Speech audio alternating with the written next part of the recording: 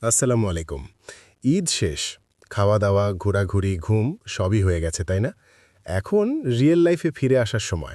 হুম, কিন্তু একটা প্রশ্ন করি, আপনি কি আবার সেই আগের মতোই শুরু করবেন? মানে গাধার মতো শুধু পরিশ্রম? না, না, রাগ করবেন না। আমি সিরিয়াস কথা বলছি। দেখেন, শুধু পরিশ্রম করলে হবে না। আগে বুঝতে হবে গেমটা কি। আপনি কোথায় যেতে চান? কিভাবে যাবেন? কারা এই গেমে এগিয়ে আছে? তারা কি আলাদা করছে?